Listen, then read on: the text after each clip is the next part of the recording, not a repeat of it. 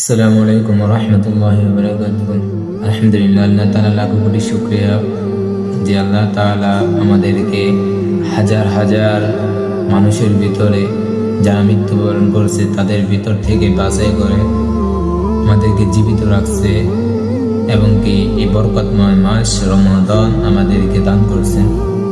আলহামদুলিল্লাহ, আল্লাহ তাআলার কাছে লাখো কোটি শুকরিয়া। এই রমজান মাস সবার কপালে জোটে না, যার কপালে জুটে সে যদি এই বরকতময় মাস মধ্যে আল্লাহ তাআলার কাছ থেকে আল্লাহ তাআলার রহমত আদায় করে নিতে পারে, আল্লাহ তাআলার কাছে ক্ষমা মাগফিরাত চাইতে পারে, আল্লাহ তাআলা তাকে অলওয়েজ আল্লাহ তাআলা ক্ষমা করার জন্য প্রস্তুত থাকে।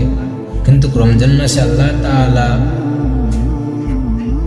বান্দাকে বিন্দু বিন্দু পরিমাণের বদৌলত 70 গুণ বৃদ্ধি করে দেয়। নেক আমল 70 করে দেয়। আল্লাহু আকবার। এক রাকাত নামাজের 70 রাকাত নামাজের সওয়াব দিয়ে দেয়। 1 টাকা দান করলে 70 টাকা দান করার সওয়াব দিয়ে দেয় আল্লাহ তাআলা আমলনামা। বান্দাকে কতই না ভালোবাসে। আল্লাহ তাআলা রমজান মাসকে ফরজ করেছে, রমজান মাসের রোজা ফরজ করছে বান্দাদের উপরে। তো আল্লাহ তাআলা রমজান মাসকে ফরজ করার পরে এমনি এমনি ছেড়ে দেয়নি।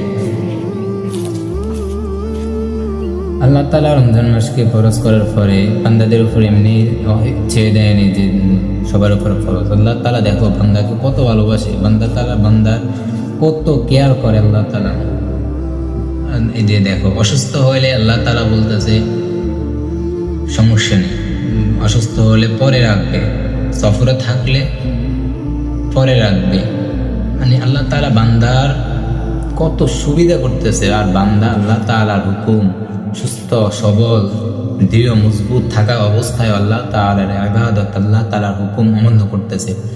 শয়তান আল্লাহ তাআলার একটা হুকুম অমান্য করেছে, ওটা হচ্ছে আদম আলাইহিস সালামকে সিজদা করার কথা ছিল, কিন্তু সে অহংকার করে ওই সিজদাটা করে নাই। ওটা ছিল আদম আলাইহিস সালামকে সম্মানের ক্ষেত্রে সিজদাটা করা। আর যেখানে আল্লাহ তাআলা নিজের সিজদা চাইতেছে বান্দার কাছে, বান্দা কোন যুক্তি আছে যে বান্দা তার যুক্তি দেখাই আল্লাহ তাআলাকে সিজদা করবে না?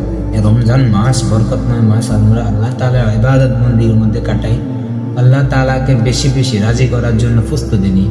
বান্দাদের আমরা এক একজন থেকে ইবাদত বন্দির মধ্যে প্রতিযোগিতা করি।